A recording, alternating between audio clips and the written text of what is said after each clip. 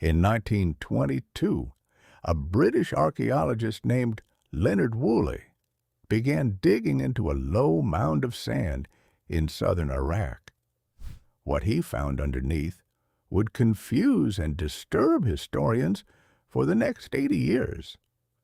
Beneath the earth was a pit containing the remains of 74 people arranged neatly in rows, dressed in gold and lapis lazuli, lying beside musical instruments and a chariot. For decades, the official story was that these people walked into that pit willingly, drank poison, and lay down to die so they could serve their queen in the afterlife. It was called a peaceful, voluntary sacrifice. Then, in the 21st century, scientists ran CT scans on the skulls. What they found were signs of blunt force trauma. These people had not gone quietly. They had been killed, then arranged to look peaceful for the historical record. That queen and the civilization that buried her this way is Sumer. And what you are about to hear is not the sanitized textbook version. This is the real research-backed history of the people who invented the very idea of a city, and it is stranger, darker, and more astonishing than almost anyone realizes. Before we go further, if this kind of deep, evidence-based history is something you want more of, this is the moment to hit subscribe, because we are about to go through 12 discoveries that rewrite what most people in America think they know about the beginning of civilization. Some of this is going to sound unbelievable. All of it is documented, translated, and sitting in museums right now. Let's start at the beginning. For most of human history, nobody knew Sumer had ever existed. Not scholars, not priests, not historians. The entire civilization vanished so completely from memory that when 19th century archaeologists went digging in Mesopotamia, they weren't even looking for it. They were looking for proof of the Bible. Teams of European excavators traveled to the Near East, hoping to find physical evidence of cities named in Scripture, places like Babylon and Nineveh. Instead, they found something nobody expected, an entire civilization older than anything in the Bible, one that predated Egypt's pyramids by centuries, buried under sand and completely unknown to the modern world. It had been erased from human memory for roughly 4,000 years. That civilization called itself, roughly translated, the Black-Headed People.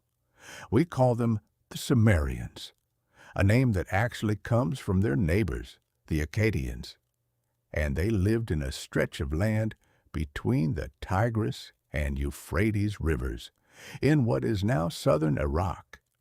Nobody, to this day, knows for certain where they originally came from. Their language is what linguists call an isolate, meaning it is not related to any other known language on earth, living or dead. Imagine an entire civilization whose native tongue has 0 linguistic relatives. That alone should tell you how little we actually know about their origins. By around 2900 BC, Sumer was not one nation with one king. It was a collection of independent walled city-states, at least a dozen of them, each with its own ruler, its own army, and its own patron god. Uruk was the largest, a trading hub protected by 6 miles of defensive walls, home to somewhere between 40 and 80,000 people, at a time when most of the world had no cities at all. The Sumerians themselves believed the very first city on earth was Eridu, said to have been raised out of the marshes by the god of wisdom and water. Modern archaeology actually agrees that Eridu's roots go back further than any other Sumerian settlement, possibly as far as 5,400 BC. Picture that. While most of the world was still living in scattered villages, the Sumerians had already built walled cities with temples, irrigation canals, social hierarchies, and standing armies. This is where the very concept of urban civilization begins. Every one of these cities was built around the same core idea, that the city itself was sacred ground. At the center of each city-state stood a ziggurat, a massive tiered temple tower, dedicated to that city's patron god, sometimes rising higher than an 80-foot building. The temple wasn't just a religious site, it functioned as the administrative and economic heart of the entire city, controlling grain storage, labor, and trade. This is actually why writing, religion, government, and city planning all developed together in Sumer rather than separately. They weren't separate inventions. They were one interconnected system, born out of the practical need to organize thousands of people living closely together for the first time in human history. Now, here's the first fact that surprises almost everyone. We assume writing was invented for something noble, poetry, religion, philosophy. It wasn't. Writing was invented for inventory control. Long before there was a single written word, farmers across the Near East used small clay tokens, cones, spheres, and discs to count and track goods like grain and livestock. This system had been in use for thousands of years. Then, around 3,300 BC, in the city of Uruk, someone made a breakthrough. Instead of carrying around a bag of clay tokens to represent, say, 10 sheep, you could just press the tokens into a wet clay tablet to leave an impression, then let it harden. Soon, someone realized you didn't even need the physical tokens anymore. You could just draw the shapes directly with a sharpened reed stylus. Those drawn shapes evolved into wedge-shaped marks, which is where the name cuneiform comes from the Latin word for wedge.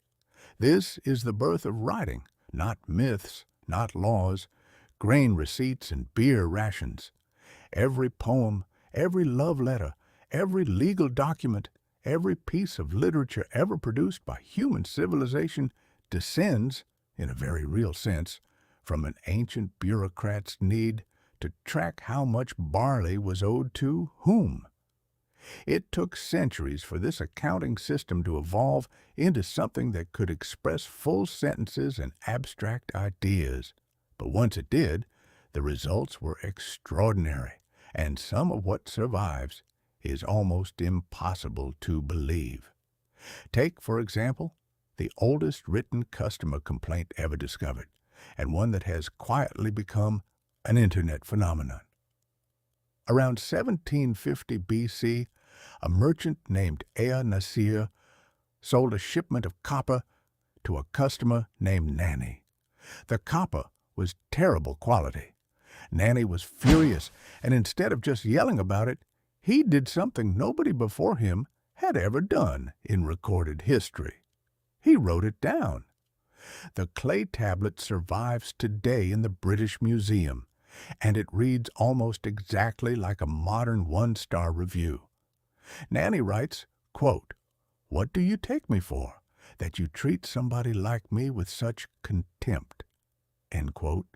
He goes on to describe being sent away empty-handed multiple times and demands his money back. Archaeologists later discovered that this wasn't an isolated incident. Multiple other complaint tablets were found in what is believed to be Ea Nasir's own house from other customers about the same bad copper. In other words, nearly 4,000 years ago, one merchant had such a reputation for ripping people off that his own home became an unintentional archive of angry customer reviews. Today, Ea Nasir has become a genuine meme across the internet, proof that consumer outrage is not a modern invention. It is one of the oldest human impulses we have on record. Here's another one that almost nobody learns in school. The first known named author in all of human history was not a man. It was a woman. Her name was Enheduanna, and she lived around 2300 BC as the high priestess of the moon god in the city of Ur. She also happened to be the daughter of Sargon of Akkad, the ruler of the first known empire in world history. Enheduanna wrote hymns and poems, and unlike virtually every other writer of her era, she signed her name to her work and wrote in the first person, describing her own personal pain and devotion. This was radical. Authorship, as we understand it, an individual claiming credit and voice for their own writing, essentially starts with her. And she wrote roughly 1,600 years before the Greek poet Sappho and about 1,500 years before Homer. Her existence was completely unknown until 1927, when Leonard Woolley, the same archaeologist who later found the death pits at Ur, dug up an alabaster disc bearing her name and image. Scholars are still piecing together her surviving poetry from fragmented copies made centuries after her death. The first author in the history of human civilization was a princess, a priestess, and a poet, and for most of the last 2,000 years, the world completely forgot she existed. Sumerian humor survived too, and it might be the most relatable discovery on this entire list. In 2008, researchers at a university in England set out to find their school system was just as human. A Sumerian poem known today as School Days, written around 2000 BC, describes a young scribe's daily grind in painfully familiar detail. He gets beaten for bad handwriting. He gets beaten for talking in class. He gets beaten for showing up late. Over 20 separate copies of this poem have been found across the region, meaning it wasn't a private diary, it was standard classroom material, essentially required reading for scribes in training. And here's the part that makes it timeless. The boy in the poem gets his father to invite the headmaster over for a lavish dinner with wine and gifts, hoping to smooth things over. It works. The scholar who first translated this poem called it one of the most human documents ever excavated in the Near East, and noted how little human nature has changed in 4,000 years. Kids complaining about school and parents trying to bribe the teacher. Some things really are universal. Their medicine was more advanced than almost anyone expects from a Bronze Age society. A clay tablet recovered from the city of Nippur, dated to somewhere between 2,500 and 2,200 BC, contains 15 separate medical prescriptions. When University of Pennsylvania researchers finally translated the full text in 2005, they identified ingredients including turtle shell, willow bark, which contains the same active compound found in modern aspirin, and cannabis, most of it dissolved into wine or beer, to be administered to patients. This tablet is considered the earliest known documentation of aspirin, aloe vera, and opium being used medicinally anywhere in the world. This wasn't superstition alone. This was an early pharmacological tradition, recorded methodically, thousands of years before what most people consider the birth of modern medicine. Beer deserves its own mention here because it wasn't just a drink to the Sumerians, it was sacred. Archaeologists have found evidence of beer brewing in this region dating back to the 4th millennium BC, making it one of the earliest known alcoholic beverages in human history. The Sumerians even had a goddess dedicated entirely to brewing, named Ninkasi, celebrated in a surviving hymn that essentially doubles as one of the oldest known beer recipes on Earth. Their preferred brew was a thick barley-based ale, so dense that it had to be sipped through a long straw to filter out the grain husks floating on top. And this wasn't a minor cultural detail. Remember that entire trading networks were required just to bring copper into a land with no natural metal deposits of its own, stretching to a place called Dilmun, believed to be modern-day Bahrain, and to a region called Magan, likely modern-day Oman. Beer, copper, and grain moved constantly across these routes, alongside luxury goods like lapis lazuli, hauled in from as far away as modern Afghanistan. This was a Bronze Age trade network stretching well over 1,000 miles, centuries before anyone used the word globalization.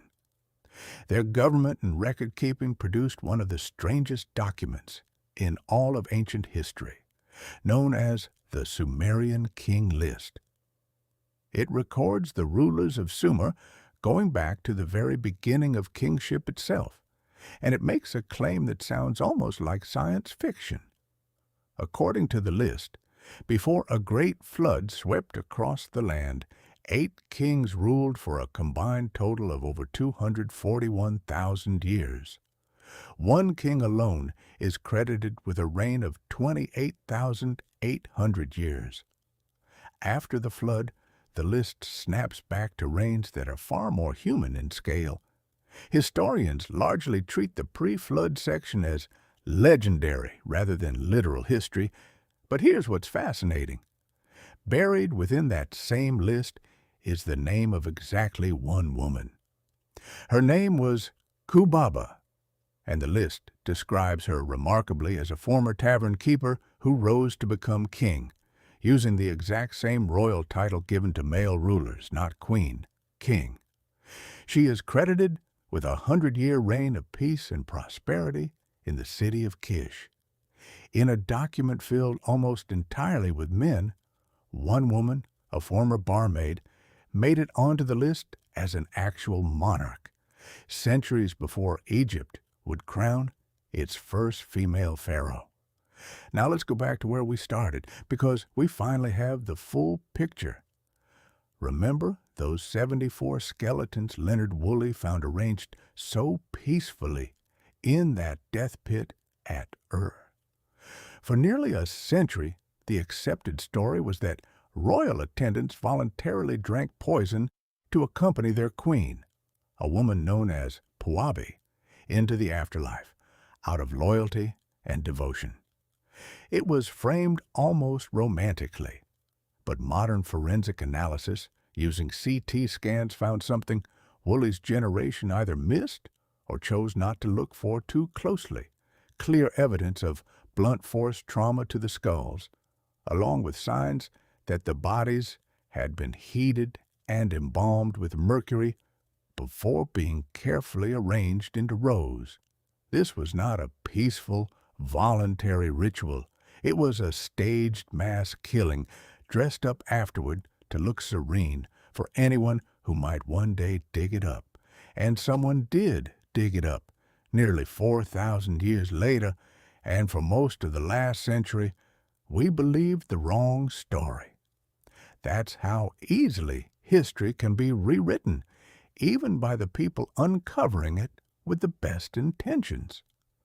There's one more discovery that deserves its own moment, because it might be the single most dramatic scene in the entire history of archaeology. In 1872, a man named George Smith was working at the British Museum. He had no university degree. He'd started his career as an apprentice engraver and taught himself cuneiform during his lunch breaks, simply because he found it fascinating. While piecing together broken fragments of an ancient tablet, Smith realized he was reading a flood story eerily similar to the biblical account of Noah's Ark, a boat resting on a mountain, a bird sent out to find dry land, all of it predating the written Bible by well over 1,000 years. According to eyewitnesses in the room, Smith was so overwhelmed that he jumped up, began tearing off his own clothes, and ran around the room in a state of total excitement. Weeks later, he presented his findings to a packed audience that reportedly included the sitting Prime Minister of Britain. That flood narrative, and the deeper Sumerian version behind it involving a flood hero named Ziusudra, forced the entire Western world to confront the idea that the story it considered sacred and original had older roots in a forgotten Mesopotamian civilization. And the truth is, we are still catching up. Roughly 500,000 cuneiform tablets have been recovered from Sumerian and related sites across the Near East. The overwhelming majority of them have never been fully translated or studied. Somewhere in museum storage rooms right now, there could be another Enheduanna, another medical breakthrough, another furious customer complaint, another joke, sitting untouched, waiting for someone to read it for the first time in 4,000 years. Even the numbers on your clock right now come from these people. The Sumerians developed a base 60 counting system, and it never really left us. It's the reason we have 60 seconds in a minute, 60 minutes in an hour, and 360 degrees in a circle. Every single time you check a clock or read a compass, you are using a mathematical system invented by farmers and accountants in the marshes of southern Iraq 5,000 years ago. So when you think about the beginning of civilization, don't picture something primitive or simple.